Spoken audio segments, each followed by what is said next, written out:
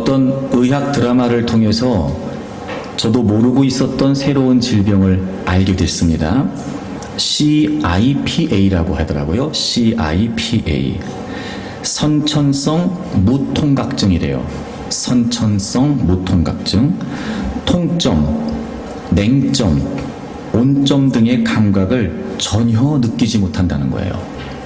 예를 들어 칼로 베어서 상처가 나고 피가 흘러도 아프지가 않은 거예요.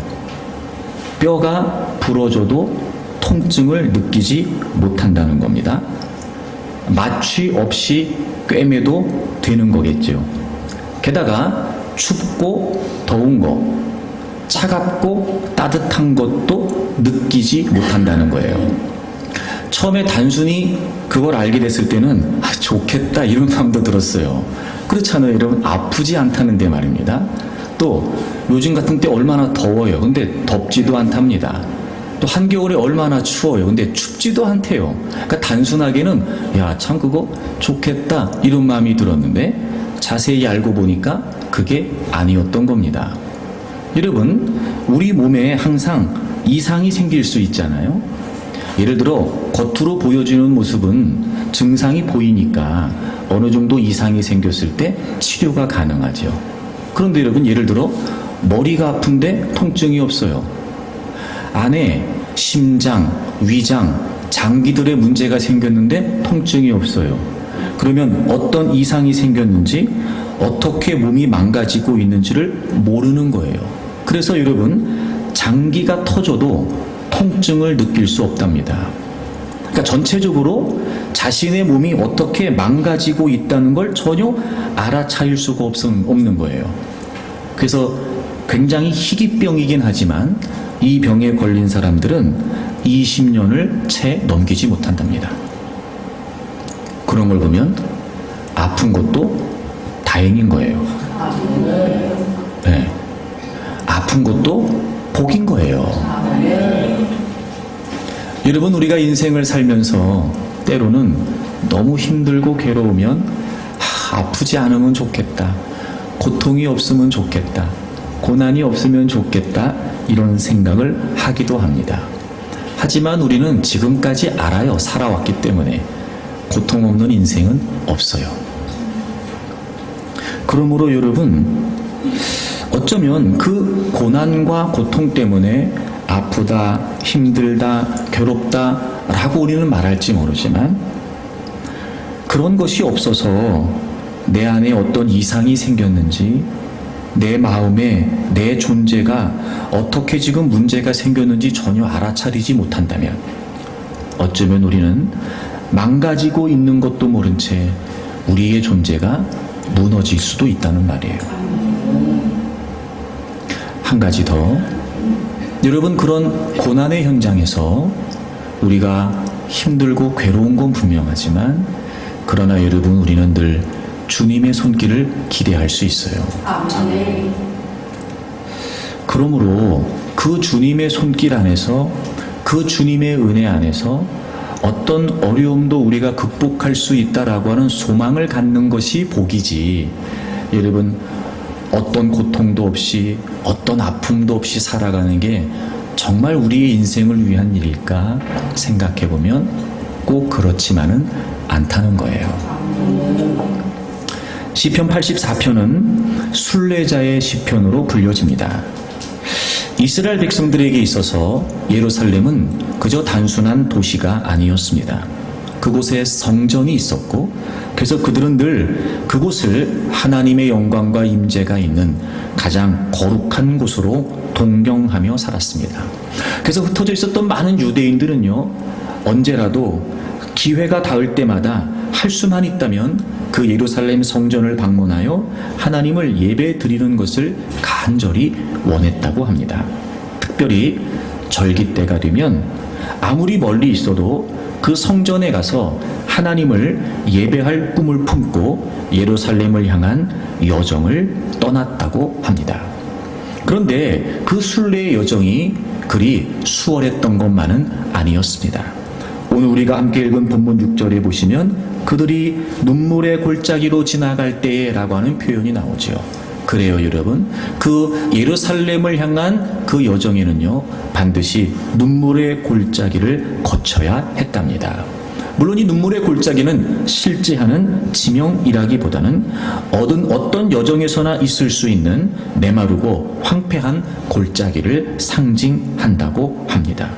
이 골짜기가 얼마나 힘들었든지 그들이 예루살렘에 가서 예배하기를 원하는 마음으로 시작했던 그 여정을 다 포기하고 싶을 만큼 그렇게 절망적인 골짜기였다고 합니다. 하지만 이 순례객들은 그 눈물의 골짜기에서 주님의 손길을 경험하게 되고, 그래서 이 순례의 여정을 지속함으로 마침내 그들이 그토록 바라던 성전에 도착해서 하나님을 예배하고 그 눈물의 골짜기를 승리했다는 감격에 찬양하며 하나님께 영광을 돌렸다고 합니다. 바로 그 배경을 갖고 있는 내용이 시편 84편입니다. 여러분, 우리 역시 믿음의 여정에서 눈물의 골짜기를 지날 때가 있습니다. 아니, 어떻게 말하면, 더 정확히 표현하면 눈물의 골짜기의 연속인지도 모릅니다. 그래서 우리는 절망합니다. 또 좌절하지요. 내가 더 이상 이렇게 인생을 살아갈 수 있을까 포기하고 싶은 마음이 들기도 합니다. 때론 여러분, 하나님을 위해 내가 이건 좀 감당해 봐야 되겠다, 내가 믿음으로 이건 좀 내가 이루어봐야 되겠다 품었던 거룩한 비전을 포기하고 싶을 만큼 참기 힘든 고통의 과정을 지나야 할 때도 있습니다. 그러나 우리는 반드시 그 눈물의 골짜기를 통과하고 승리의 찬양을 부를 수 있습니다. 왜냐하면 그 눈물의 골짜기를 지날 때도 하나님께서 우리와 함께 하시기 때문입니다. 그리고 그곳에서 우리는 얼마든지 하나님의 손길을 경험할 수 있으며 마침내 어떤 극한의 상황을 만난다 할지라도 다시 한 걸음조차 내딛기 힘겨울 만큼 우리의 삶을 버겁게 만드는 문제 속에 있다 할지라도 여러분, 반드시 그 눈물의 골짜기를 통과하여 마침내 하나님의 영광의 자리에 다다를 수 있음을 믿습니다. 그러니 여러분, 혹이라도 지금 여러분이 눈물의 골짜기를 지나고 있다면 그 자리에서 변함없이 여러분과 함께하고 계시는 하나님의 손길을 바라볼 수 있기를 바랍니다. 여러분, 그 눈물의 골짜기 우리의 힘으로는 감당할 수 없을지 모르지만 얼마든지 통과하고 얼마든지 극복해내면서 마침내 우리가 꿈꿨던 하나님의 나라, 그리고 여러분 한 분 한 분을 통해 하나님이 펼쳐가시기를 원하셨던 그 하나님의 비전의 성취에 다다를 수 있다는 사실을, 마침내 승리의 깃발을 꽂고 여기까지 인도하신 하나님을 찬양하면서 그 영광의 자리에 동참할 수 있다는 사실을 여러분들 확신할 수 있기를 바랍니다. 그렇다면 여러분, 우리가 이 눈물의 골짜기를 지날 때 어떤 하나님의 손길을 바라볼 수 있을까요? 시편 84편에서 이 순례 여정을 했던 이들이 눈물의 골짜기를 겪으면서 어떤 하나님의 손길을 경험할 수 있었던 걸까요?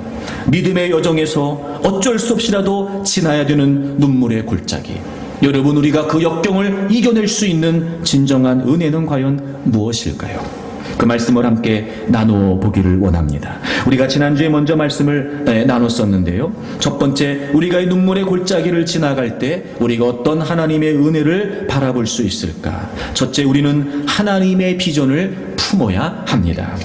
오늘 본문의 말씀을 보게 되면 5절에 주께 힘을 얻고 그 마음에 시온의 대로가 있는 자는 복이 있다, 이렇게 돼 있어요. 여러분, 이 복이 있다는 말 얼마나 행복한지 모르겠다, 이런 표현이라 그랬어요. 여러분, 마음에 시온의 대로가 있는 자는 얼마나 행복한지 모른대요. 여러분, 지금 우리는 이 배경을 잘 알고 있습니다. 이 상황은 지금 눈물의 골짜기입니다. 그래요, 몸은 눈물의 골짜기를 지나가고 있습니다. 얼마나 발걸음이 무거웠을까? 이러면 한번 생각을 해보십시오. 먹을 것도 쉽지 않았을 겁니다. 마실 물은 더더욱 변변치 않았을 겁니다. 그럼 메마른 거친 골짜기를 며칠씩 지나야 되는 그 고난의 여정을 한번 여러분 상상해 보십시오. 얼마나 몸이 힘들었을까? 얼마나 지쳤을까? 여러분, 그런 상황에서도 그들이 이 순례의 여정을 지속할 수 있었던 비결이 뭐였냐면 마음에는 시온의 대로가 있었다는 거예요. 이 말이 무슨 표현이냐면 그들의 마음이 시온으로 가는 것을 사모하고 있었다, 이런 표현이더라고요. 그러니까 이런 거예요. 몸은 지금 눈물의 골짜기라 너무 힘들어요. 근데 여전히 그들의 마음속에는 내가 시온에 가서, 내가 예루살렘 성전에 가서 하나님을 예배하겠다라고 하는 애초의 믿음의 여정을 시작했을 때 그 분명한 목적의식, 애초의 믿음의 여정을, 이 순례 여정을 시작했을 때 그들이 품었던 그 분명한 비전의 방향, 그걸 놓치지 않고 있었다는 거예요. 그리고 그들은 이 눈물의 골짜기를 멋지게 통과할 수 있었다는 겁니다. 그렇습니다, 여러분. 눈물의 골짜기를 지나면 너무 힘듭니다. 너무 괴롭습니다. 너무 아프죠. 그만두고 싶어요. 뭐 이렇게까지 될 필요가 있을까? 그냥 여기서 끝내고 싶은 마음이 왜 우리에게 없겠습니까? 하지만 여러분, 늘 그런 마음이고 늘 그런 패배적인 생각이라면 어찌 눈물의 골짜기를 통과할 수 있을까?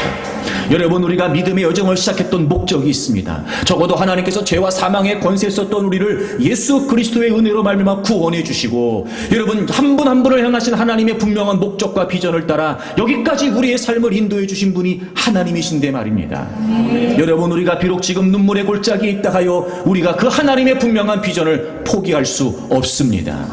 적어도 여러분, 우리가 믿음의 자존감이 있다면 말입니다. 하나님께 구원받은 거룩한 백성으로서의 복음의 정체성과 가치가 분명하다면 이런 건 적어도 여러분 우리가 마음을 먹어야 돼요. 내가 여기서 이렇게 끝낼 수는 없다. 아무리 내가 지금 힘겹고 발걸음 한 걸음 한 걸음이 아무리 지쳐있다 할지라도 그래도 내가 여기서 이렇게 끝낼 수는 없다. 여러분, 우리의 분명한 믿음의 궁극말입니다. 이 세상에서는 어떤 인생을 살아야 될지 모르지만 우리가 믿음의 여정을 걷는다는 것 때문에 어떤 눈물의 골짜기와 고통의 골짜기를 겪어야 될지는 모르지만 그럼에도 불구하고 여러분, 우리의 믿음의 결국은 확실합니다. 하나님의 나라가 있습니다. 포기할 수 없죠, 여러분. 아무리 힘들고 고되다고 하여 믿음을 지키는 것이 쉽지 않다 하여 여러분, 우리가 믿음의 여정을 여기서 끝낼 수는 없습니다. 왜냐하면 확실한 분명한 약속된 하나님의 나라가 우리에게 있기 때문입니다. 이 땅에 살아가는 동안도 마찬가지죠. 여러분, 결코 잊어서는 안 됩니다. 누군가는 여러분의 인생을 하찮게 여길지 모르지만 여러분이 여러분의 모습을 볼 때마다 여러분 스스로도 나는 별거 아닌가, 남들과 비교해 가면서 그렇게는 비교의식에 빠져 나는 별거 아닌가 싶은 생각이 들기도 하겠지만 여러분, 우리를 이 땅에 존재케 하시는 여러분 한 분 한 분을 친히 만드신 하나님께서는 여러분의 인생을 소중히 여기신단 말이에요. 왜냐하면 여러분 한 분 한 분 안에 분명한 하나님의 목적이 담겨 있기 때문에 그렇습니다. 여러분, 우리는 포기해도 하나님은 포기하지 않으십니다. 우리는 멈춰 있을지 모르지만 하나님은 하나님의 일을 계속 진행하십니다. 여러분, 그러니 몸은 눈물의 골짜기를 지나가고 있을지 모르지만 늘 여러분의 마음은 하나님의 비전을 품기를 바랍니다. 그런 것 같아요. 이렇게 눈물의 골짜기를 지나다 보면 희망이라는 게 보이지 않을 거예요. 그렇지요. 그러니까 눈물의 골짜기예요. 이런 메마르고 황량한 골짜기를 지나다 보면 희망을 갖지 못할 수도 있어요. 희망이 사라졌다 이렇게 느껴질 수도 있어요. 그런데 여러분, 한 가지는 하지 마세요. 희망을 버리지는 마세요. 희망이 보이지 않을 수 있어요. 희망이 사라졌다 여겨질 수 있어요. 희망을 가질 수 없다? 그게 맞을지도 몰라요. 하지만 우리의 감정과 정서와 상관없이 적어도 하나님께서 지금 나를 이 땅에 존재케 하신다는 건 하나님의 비전이 분명하다는 거예요. 그러니 여러분, 버리지는 마세요. 그러면 늘 그 마음에, 우리의 마음에 시온의 대로가 있다면 여러분은 얼마든지 눈물의 골짜기를 통과할 수 있습니다. 지금 이들은 몸은 눈물의 골짜기예요. 근데 마음은 시온을 향하고 있어요. 그러니까 마음은 늘 그 시온에서, 예루살렘에서 예배할 것을 뭐 하고 있냐면 생각하고 있는 거예요. 생각하고 있는 거예요. 그리고 그들이 마음에 품었던 그 생각이 지금 실제 행동으로 옮겨지고 있는 거예요. 적어도 이런 눈물의 골짜기라면 멈출 이유가 충분하다고 여겨지지 않습니까? 여러분, 이런 고통과 고난이라면 굳이 내가 이걸 통과해야 될 필요가 있을까 의문이 들 수 있는 상황 아니냐 말이에요. 하지만 여러분, 그들의 생각은 어떻게 해서든지 예루살렘에 가서 예배하겠다는 거예요. 그 마음의 생각이 지금 힘들고 지쳐있는 그들의 몸을 여전히 한 걸음 한 걸음 걸어가게 하고 있다는 거죠. 그러니까 여러분, 원수 마귀가 우리에게 도전할 때마다 가져다 주는 게 뭐냐? 마음이, 생각이 무너지게 만드는 거예요. 얘기할 수 있어요. 그렇게 보이는데? 아니, 그게 전부인데? 라고 말할 수 있죠. 하지만 여러분, 몸은 눈물의 골짜기에 있어도 마음은 시온을 향할 수 있단 말이에요.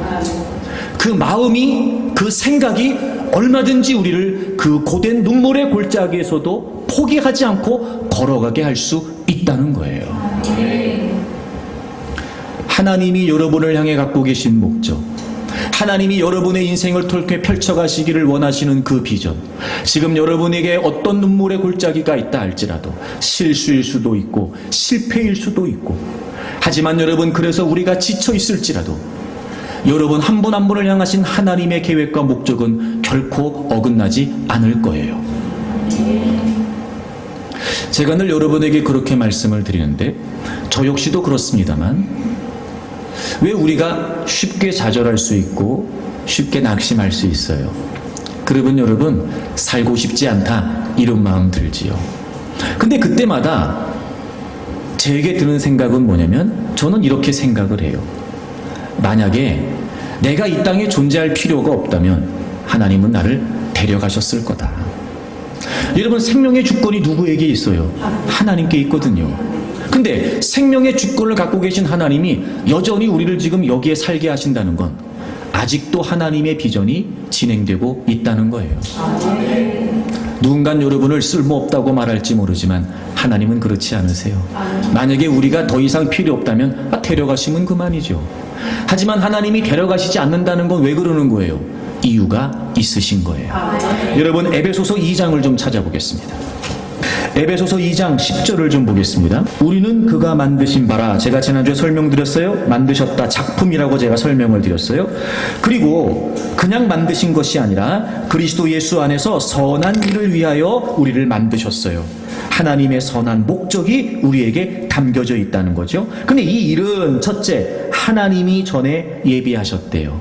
여러분, 여러분의 인생은요, 철저하게 하나님의 계획 안에 있습니다. 그러니까 여러분 한 분 한 분을 향하신 하나님의 분명한 목적은 이미도 우리의 생각과 상관없이, 우리의 계획과 상관없이 이미도 하나님께서 예비해 두고 계세요. 그리고 하나님은 그 예비하신 하나님의 계획과 목적을 따라 우리로 그 가운데서 행하게 하려 하신다는 거예요. 여러분 보세요. 하나님이 우리를 만드셨어요.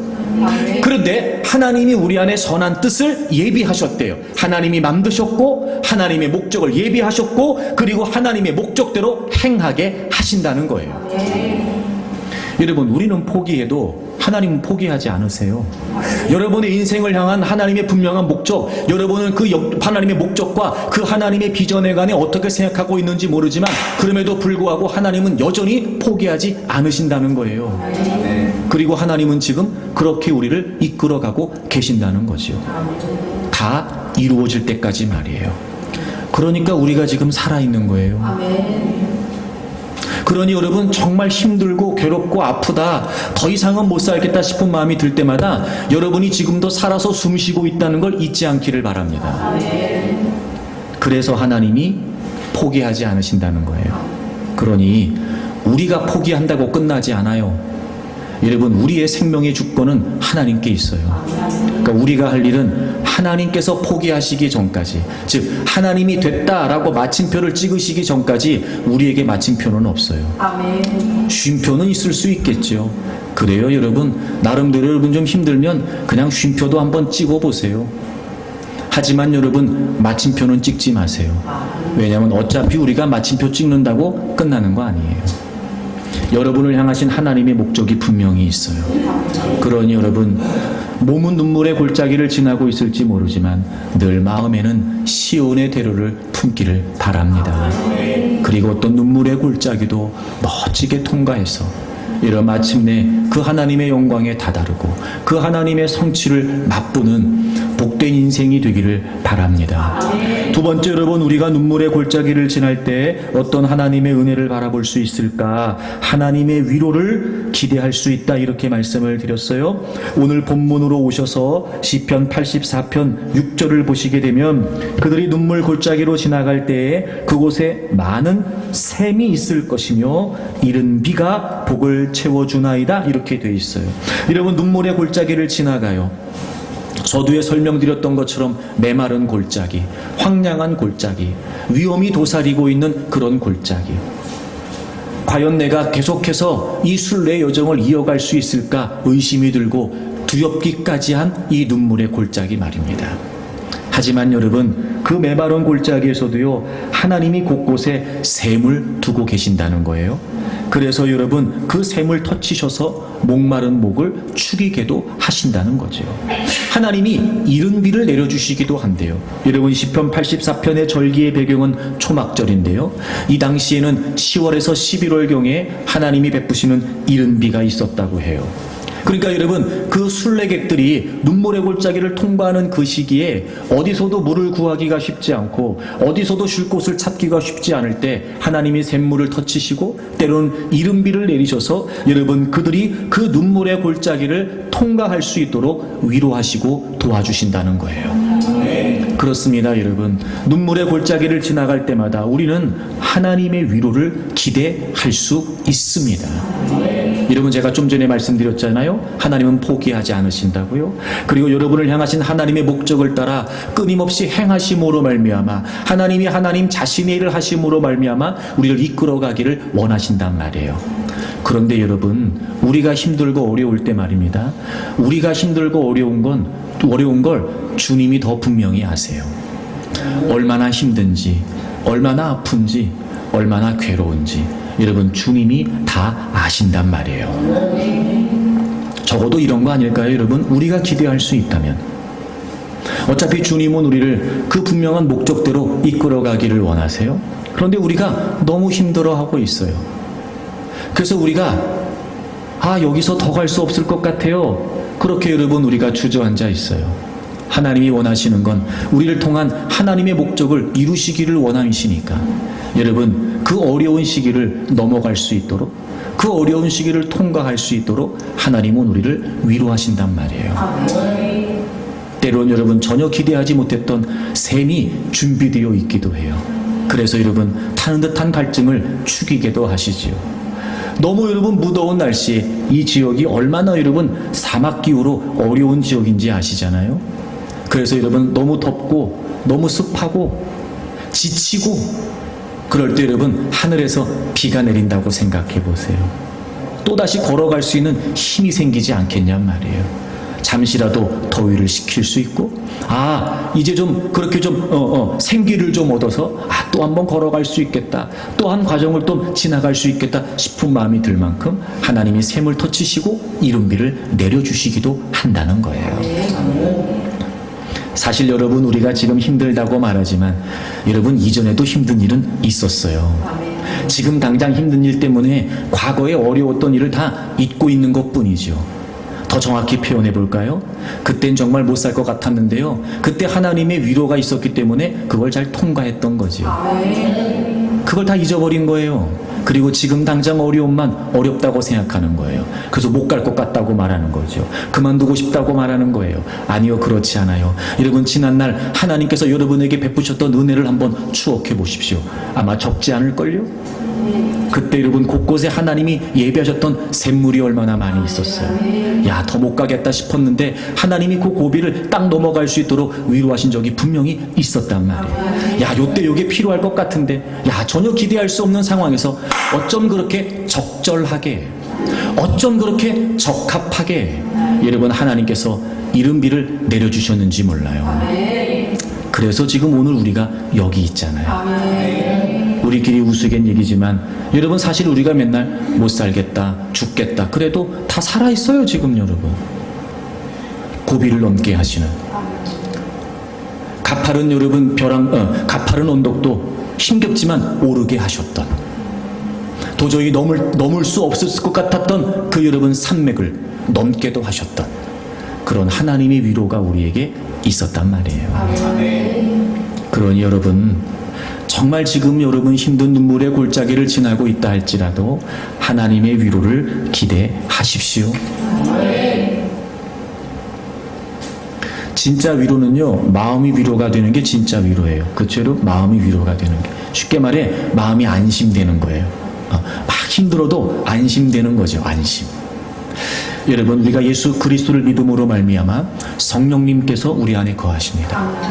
그 성령님은 우리를 돕는 분이세요. 돕는 분이세요. 그분이 여러분과 함께 하시면서 결코 떠나지 않으시고 언제라도 변함없이, 우리는 변할지 모르지만 우리 안에 거하시는 성령님은 변하지 않으세요. 그리고 우리를 늘 위로하세요. 지난주 제가 위로라고 하는 말 설명드렸죠. 우리 안에 거하시는 성령님께서 곁에 두신다, 이런 뜻이에요. 곁에 두신다. 이 위로라고 하는 말의 어원이 성령, 보혜사라고 하는 말의 어원과 같은 어원이에요. 여러분, 진정한 위로를 우리 안에 거하시는 성령님께서 우리에게 베풀어 주십니다. 그래서 이 하나님의 위로가 얼마나 완전한지, 위로를 필요로 했던 우리가 하나님의 위로로 말미암아 이제 누군가를 위로하는 사람이 되게 하세요. 위로를 필요로 했던 우리가 이제 위로를 필요로 하는 사람을 위로하게 하신다고요. 여러분, 그러면 되는 거 아니에요? 그러니 여러분, 지금 어떤 상황이 있다 할지라도 하나님의 위로를 기대하세요. 여러분 안에 거하시는 성령님께 위로를 구하세요.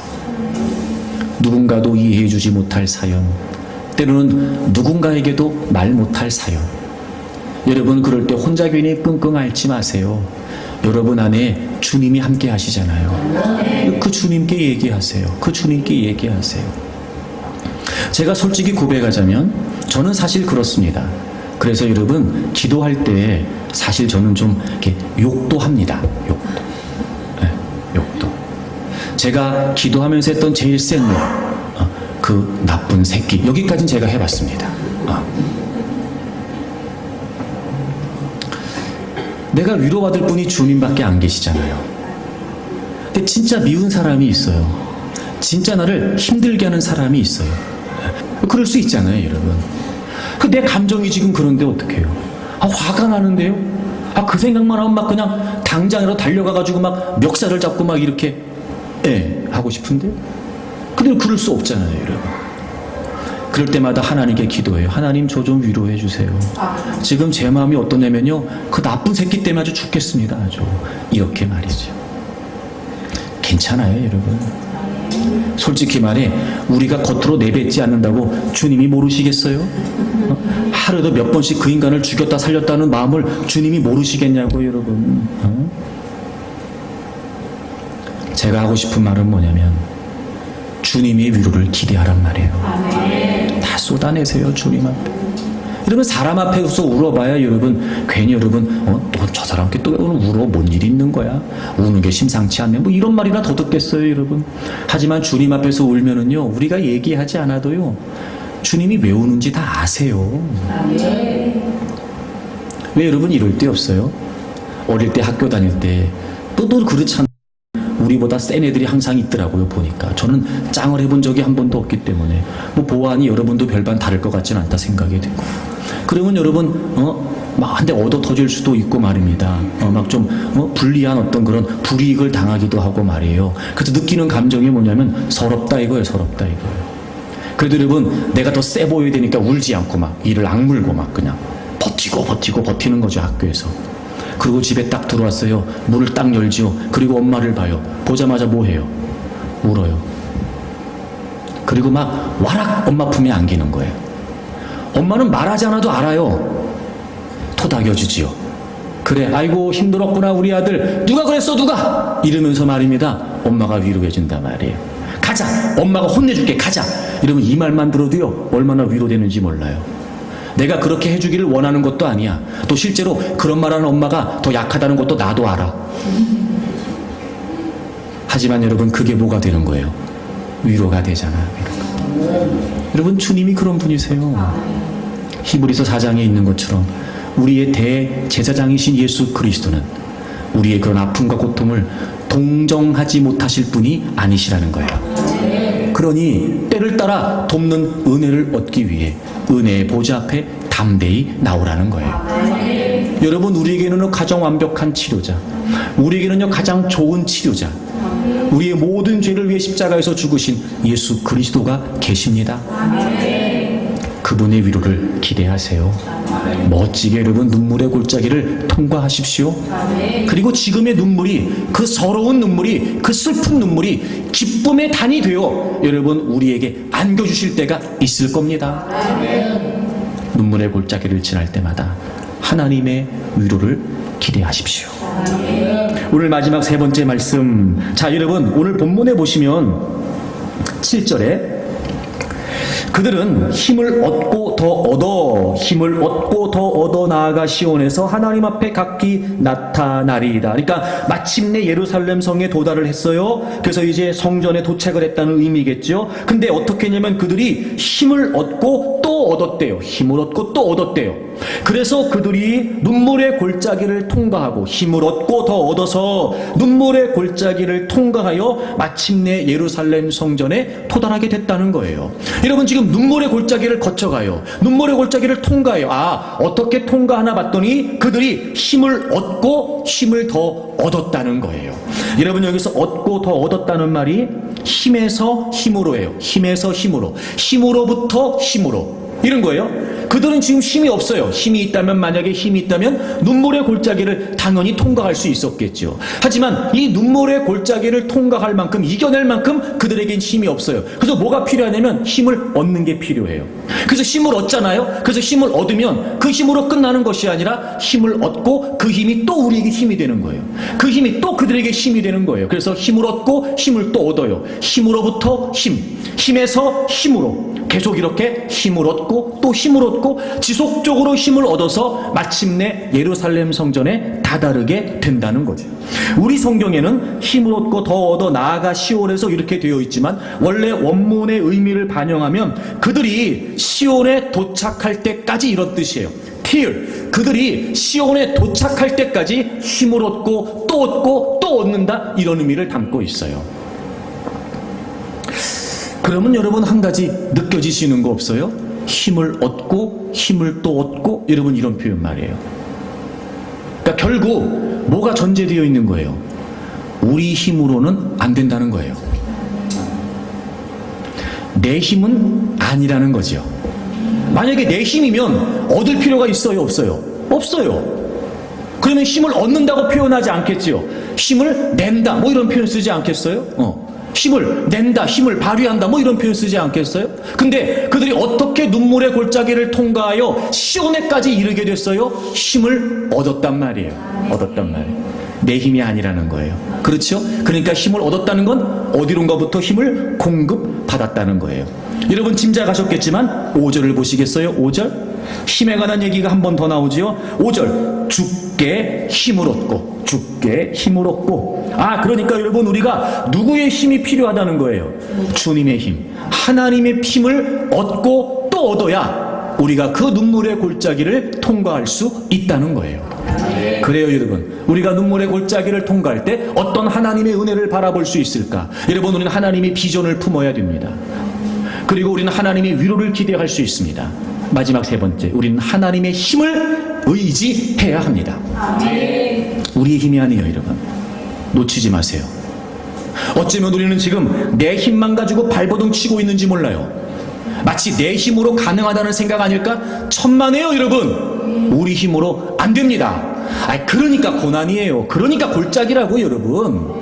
만약에 내 힘으로 될 것 같으면 수월하지요 여러분. 내 힘인데 까짓거 내가 원하는 대로 힘을 쓸 수 있고 내가 힘이 있어서 내 마음대로 힘을 발휘할 수 있다면 그게 골짜기겠습니까? 아니, 골짜기인들 무슨 염려가 되겠습니까? 하지만 우리가 눈물의 골짜기를 지나면서 힘들다, 괴롭다, 아프다 느껴지는 이유가 뭐예요? 감당할 힘이 없거든요. 그 골짜기라는 무게감이 우리를 짓누르거든요. 전진이 안 되거든요. 분명히 목적은 있는데, 시온은 있는데, 예루살렘 때문에 출발했는데 더 이상 갈 힘이 없는 거예요. 그러니까 주저앉는 거 아니에요 여러분? 힘차게 활기차게 시작했던 발걸음이 점점 무뎌지고 더뎌지기 시작하고, 그런 경험이 연속되면서 이제는 문제를 만날 때마다 스스로 머뭇거리기 시작합니다. 이제는요, 그런 경험을 통해 알아서 본인이 문제다 싶으면 주저앉습니다. 내 힘이 아니라는 거, 우리의 인생을 추억해보면 분명합니다. 그래서 우리는 하나님의 힘을 의지해야 합니다. 그래서 사실 때로는 하나님께서 우리가 통과하지 않으면 안 될 이 눈물의 골짜기에서 뭘 알게 하시는가 봤더니, 야, 너 힘이 아니야, 내 힘이야, 이거 알게 하시는 것 같아요. 여러분, 이럴 때 없으세요? 어쩔 수 없이라도 힘을 빼야 되는데, 어쩔 수 없이라도 병원 가서 주사 맞아보신 분들, 그 의외로 주사를 무서워하는 분들이 많더라고요. 저도 그래요. 그 얇은 주사 바늘이 뭐라고, 그죠? 근데 여러분, 그 주사 맞을 때 얼마나 긴장을 하는지 몰라요, 우리가. 그래서 여러분, 왜 이렇게 뭐 혈관 주사나 엉덩이에서 이런 거 맞을 때요, 항상 간호사들이 뭐라고 얘기하냐면 힘 빼세요, 그런단 말이에요. 힘 빼세요, 힘 빼세요. 여러분, 우리가 힘이 필요 없는 건 아니지만 다 힘으로 되는 건 아니에요. 힘이 필요 없는 건 아니지만 무조건 우리 힘으로 되는 건 아니에요. 그래서 하나님은요, 어쩔 수 없이라도 힘을 빼게 하세요. 아, 이거 내가 더 힘쓰다간 큰일 나겠다.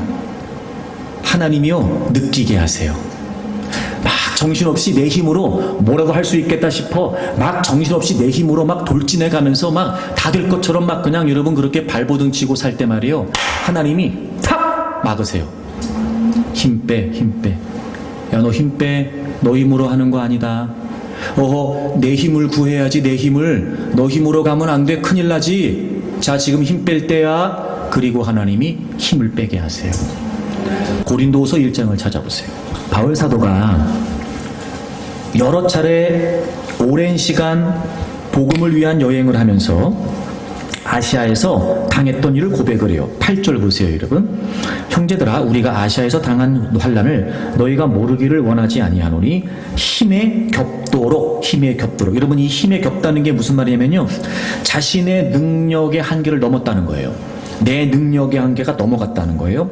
심한 고난을 당했대요. 여러분이 심한 고난인 게 무슨 말이냐면 그냥 평범한 고난을 말하는 게 아니라, 이 심한 고난이 무슨 말이냐고 봤더니 아주 무거운 짐을 지워서 압박을 시킨다는 거예요. 그러니까 그 고난이 너무 무거운 짐이 돼가지고요, 바울에게 압박이 됐다는 거예요. 그러니까 힘에 겹도록 심한 고난을 당했어요.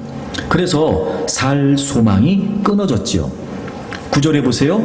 우리는 우리 자신이 사형 선고를 받은 줄 알았다, 이렇게 되어 있어요. 살 소망이 끊어졌다, 사형 선고를 받았다. 그러니까 이 고난이 얼마나 힘들었든지 죽고 싶었던 거예요. 살고 싶지 않았던 거예요. 사실 고난 그러면 통과해야 된다, 고난 그러면 넘어가야 된다, 견딘다, 이런 마음이 들어야 되는데 단순한 고난이 아니고 얼마나 힘든 고난이었든지 여기서 죽는구나, 이렇게 된 거예요. 그러니까 살 소망을 다 잃어버린 거예요. 그 문제가, 바울 앞에 닥쳐있는 그 문제와 상황이 얼마나 힘들었든지 내 인생은 이제 끝이라는 거예요. 여기서 살 소망이 없어지게 된 거예요. 근데 여러분, 놀라운 사실은요, 그가 그런 죽음의 고통과도 같은 고통을 겪으면서 뭘 깨달았냐면, 자, 9절에 이는부터 같이 읽어요. 이는부터 같이 읽어요. 시작. 이는 우리로 자기를 의지하지 말고 오직 죽은 자를 다시 살리시는 하나님만 의지하게 하심이라. 아멘. 자기를 의지하지 말고 하나님만 의지하게 하심이래요. 여러분, 정말 죽을 것 같은 고난을 만났어요. 눈물의 골짜기도 이런 눈물의 골짜기는 없었어요.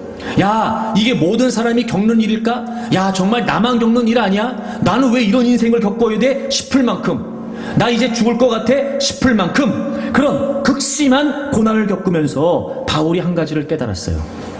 자기를 의지하지 말고 하나님만 의지하게 하심이라는 거예요. 이런 거죠.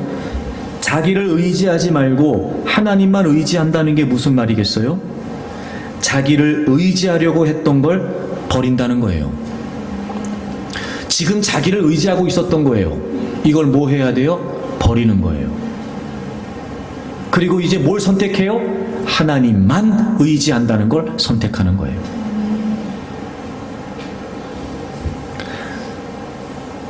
이런 고통의 현장에서 바울이 하나님의 음성을 깨달아요.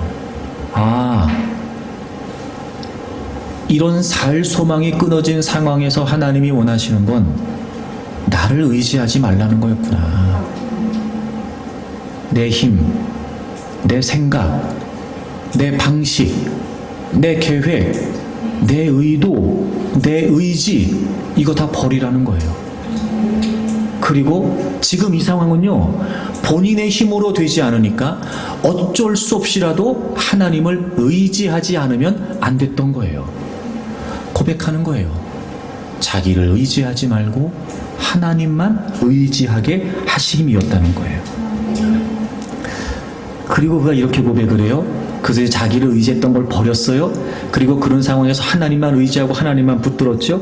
10절. 여기서 그는 하나님이시죠? 이제 자기가 의지했던 걸 버리고 하나님만 의지했어요. 그랬더니 그가 이같이 큰 사망에서 우리를 건지셨고 또 건지실 것이며 이후에도 건지시기를 바란다. 이렇게 되어 있어요.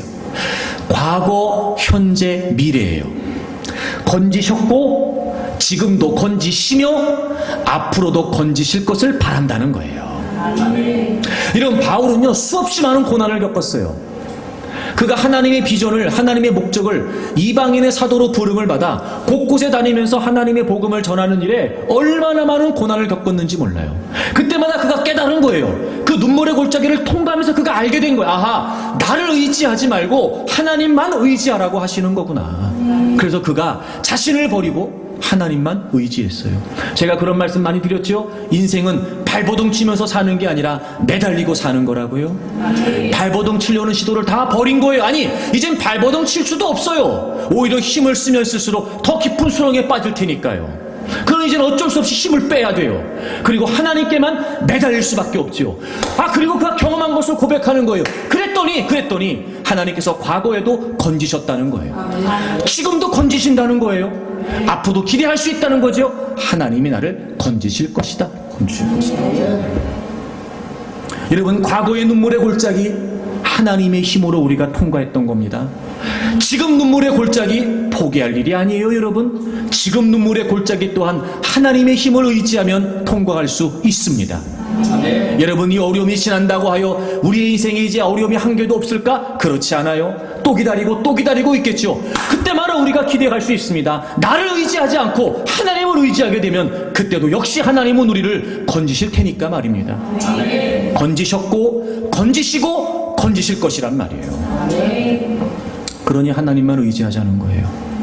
그래서 우리는 하나님의 힘을 의지해야 된다는 거예요. 분명한 건 내 힘이 아니라 누구의 힘이라고요? 하나님의 힘이라고요. 그럼 여러분, 우리가 하나님의 힘을 어떻게 해야 돼요? 얻어야 돼요. 공급받아야 돼요. 우린 하나님의 힘을 얻지 않으면 안 돼요. 그리고 그것도 일회적인 사건이 아니에요. 얻고 또 얻어. 그러니까 지속적으로 우리는 하나님의 힘을 구해야 된단 말이에요. 그래서 믿음의 가장 중요한 본질은 하나님과의 친밀함이에요.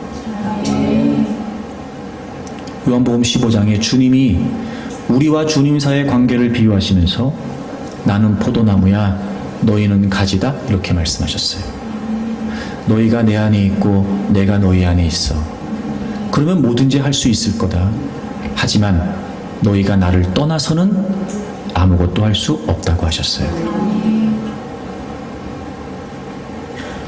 포도나무에 가지가 붙어 있는 것처럼 예수 그리스도 안에서 구속의 은혜로 말미암아 회복된 이 하나님과의 친밀함이, 이 하나님과의 관계가 지속적으로 가까워지지 않는 한 여러분, 우리는 우리의 힘이 아니기 때문에 그분으로부터 힘을 공급받아야 되기 때문에 여러분이 분명한 하나님과의 친밀함이 없이는 우리는 그 힘을 공급받을 수 없어요.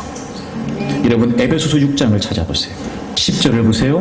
끝으로 너희가 주 안에서와 그 힘의 능력으로 강건하여지고, 여러분 그 주 안에서와 그 힘의 능력이라는 건 그분의 힘의 능력이에요. 그분의 힘의 능력으로 강건해진대요. 여러분이 강건해진다는 말이 수동태예요. 우리 힘이 아니기 때문이에요. 그러니까 우리는 하나님의 힘으로 말미암아 강하게 되어지는 거예요. 근데 제일 앞에 뭐가 있어요? 주 안에서. 여러분 그분의 힘을 공급받으려면, 그분의 힘으로 우리가 강해지려면 무엇보다 중요한 게 뭐예요? 그분 안에서예요. 여러분 다 예수 그리스도를 여러분의 구주와 주님으로 믿으시죠? 자, 그러면 이제 우리는 깨어졌던 하나님과의 관계가 어떻게 됐어요? 회복됐어요. 이제 우리는 얼마든지 예수 그리스도 이름으로 하나님께 나아갈 수 있게 되었고, 그 하나님과 교제를 나눌 수 있게 되었어요. 이제 우리는요 하나님을 가까이 하는 데 있어서 그 어떤 장벽도, 여러분 그 어떤 걸림돌도 예수 그리스도의 보혈의 은혜로 말미암아 다 해결됐어요. 이제 우리는 이 사실을 믿고 하나님과 더 가까워지기 위해 하나님을 더 알고, 하나님을 더 배우고, 하나님을 더 경험하고, 그래서 하나님과 더 친밀해지기 위해 얼마든지 우리가 힘쓸 수 있어요. 주 안에서. 그게 우리에게 힘이 된대요. 어떻게요? 이렇게요. 14절. 그런즉 서서 진리로 너희 허리띠를 띠고, 우리가 보통 전신갑주라고 말하는 거, 진리로 허리띠를 띠래요. 의의 호심경이래요. 평안의 복음의 신이래요. 16절 믿음의 방패래요. 17절 구원의 투구래요. 성령의 검곧 하나님의 말씀이래요. 여러분 14절부터 17절까지를 한마디로 표현할 수 있는 표현이 나와요. 하나님의 말씀이에요. 진리, 그렇죠? 진리, 의, 복음, 믿음, 다 뭐예요? 말씀과 관련이 있어요. 여러분 우리가 어떻게 하나님과의 관계 속에서 하나님의 힘을 공급받아요? 우리가 어떻게 하나님과 가까워져요? 말씀이에요. 우리가 어떻게 하나님을 알죠? 말씀입니다. 우리가 어떻게 하나님을 배워요? 말씀이죠. 우리가 어떻게 하나님을 깨닫습니까? 말씀이에요. 체험이 먼저가 아니라 말씀이 먼저예요. 체험이 의미 없다는 게 아니에요. 여러분 그 체험을 어떻게 우리가 합니까? 그 체험을 어떻게 확신하죠? 성경이 있잖아요. 여러분이 체험한 그분이 하나님이라는 걸 어떻게 알아요? 성경에 있잖아요. 여러분 성경에. 여러분 그러니까 우리가 하나님과의 관계에서 힘을 공급받는다는 건 뭐냐면요, 반드시 그 중심에 말씀이 있어야 돼요. 우리가 어떻게 하나님의 뜻을 알죠? 말씀이에요. 이 하나님의 말씀은요 우리에게 하나님의 뜻을 알려줍니다. 근데 어떨 때는요 하나님의 뜻을 늘 알려주는 건 아닐 수도 있어요. 그런데 놀라운 건 이 하나님 말씀을 지속적으로 우리가 상고하며 추구하다 보면 그 하나님의 뜻으로 가는 길을 알려주시기도 해요. 말씀이 중요해요. 그리고 대부분 여기에서 전신갑주가 끝난다고 생각하는데요, 저는 18절까지라고 생각이 돼요. 18절 모든 기도와 간구를 하되 항상 성령 안에서. 또 나왔어요. 누구 안에서요? 성령 안에서. 주님 안에서요. 기도하래요. 이를 위하여 깨어 구하기를 항상 힘쓰며 성도들을 위해 구하래요. 아, 여러분 말씀과 더불어 뭐가 필요하다는 거예요? 기도가 필요하다는 거예요. 주 안에서 우리에게 주시는 하나님의 말씀, 여러분 성령 안에서 우리가 늘 기도하라는 거예요. 여러분 이 말씀과 기도는요 하나님과의 친밀함, 이 말씀과 기도는요 우리가 하나님의 힘을 공급받는 데 있어서 절대적이에요. 아니 다른 건 없어요. 말씀과 기도만이 우리로 하여금 하나님의 힘으로 강하게 만들어준단 말이에요.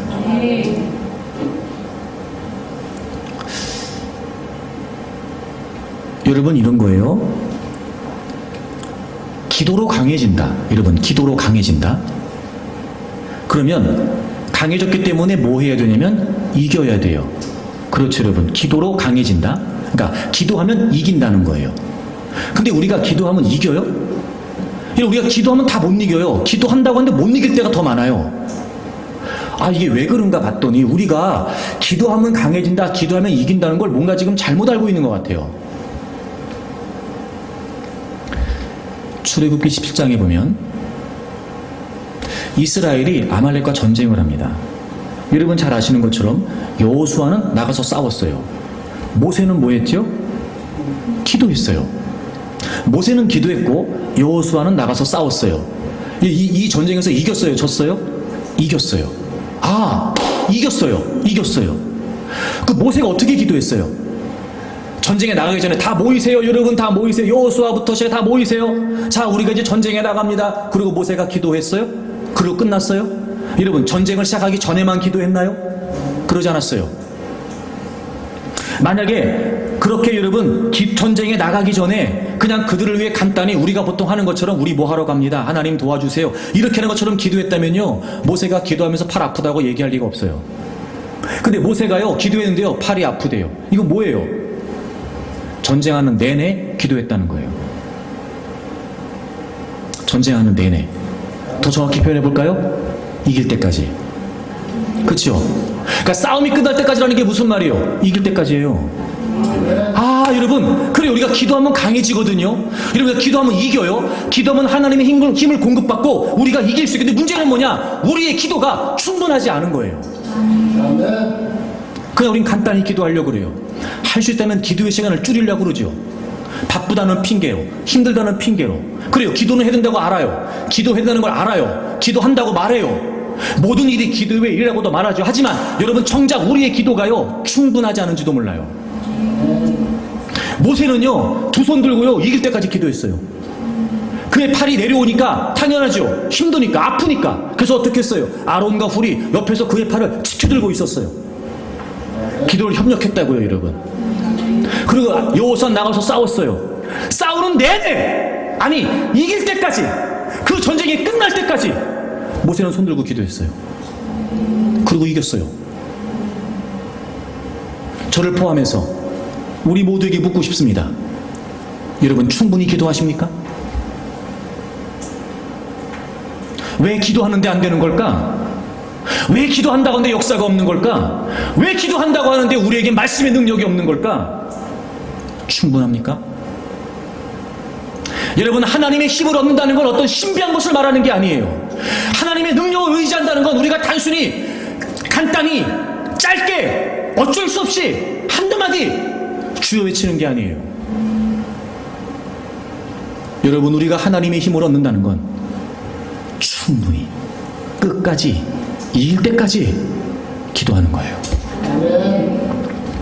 여러분, 기도의 끈을 놓치지 마십시오. 그래요, 눈물의 골짜기니까 기도조차 쉽지 않은 상황이라는 거 이해할 수 있습니다. 하지만 그래도 기도의 끈을 놓치면 안 됩니다. 그래야 우리가 힘을 얻어요. 또 기도하세요. 그래야 또 힘을 얻습니다. 충분히 기도하세요. 그래야 이길 만큼 힘을 공급받을 수 있어요. 그럴 때 눈물의 골짜기를 통과하는 거고, 그래야 우리에게 승리의 영광이 주어집니다. 우리의 힘으로 못합니다.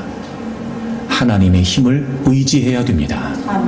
내 힘이 아니라는 걸 분명히 하세요. 여러분의 힘으로 안 됩니다. 발버둥 치던 거 멈추세요. 그리고 더 주님께 겸허히 엎드려 매달리세요. 주님의 힘이 안 된다는 건 더 이상 우리의 삶을 통해 증명할 필요가 없어요. 우리가 다 압니다, 여러분. 그리고 더 하나님의 말씀에 열심을 내세요. 충분히 기도하세요. 넘칠 만큼. 아니, 뭘 저렇게까지 기도해야 돼? 저 사람은 따는 건 안 해? 뭐 저렇게 맨날 기도만 한다 그래? 누군가 여러분에게 여러분의 기도를 그렇게 평가할 만큼, 여러분의 자녀들이, 여러분의 부모가, 여러분의 가족들이, 야, 맨날 이렇게 기도만 해야 되냐? 기도 한 번 쉬는 건 어때? 이런 말이 들려질 만큼. 근데 여러분, 창피하잖아. 근데 여러분, 부끄럽잖아. 아니, 엄마는 교회 다니는데 왜 기도 안 해? 라고 하는 말을 듣는다면 말입니다. 그러니 여러분, 충분히 기도하세요. 그리고 하나님의 힘을 얻으십시오. 이길 수 있습니다. 얼마든지요. 우리의 믿음의 여정에도 눈물의 골짜기는 있을 수 있죠. 하지만 얼마든지 주님의 손길로 말미암아 통과할 수 있습니다. 하나님의 비전을 품으십시오. 마음에 시온의 대로가 있기를 바랍니다. 하나님의 위로를 기대하십시오. 늘 성령 하나님의 도우심을 구하세요. 하나님의 힘을 의지하십시오. 여러분이 힘쓰던 거 이제 힘 빼야 됩니다. 그리고 발버둥 치던 거 멈추셔야 됩니다. 말씀과 기도로 끊임없이 하나님의 힘을 얻고 또 얻어 충분히 이길 때까지, 이길 수 있는 힘을 얻을 때까지 이런 말씀과 기도를 통해 하나님의 힘을 공급받으십시오. 멋지게 눈물의 골짜기를 통과하고 주님이 다시 오시는 그날까지 여러분의 믿음의 여정이 승리와 영광이 되기를 주의 이름으로 축복합니다.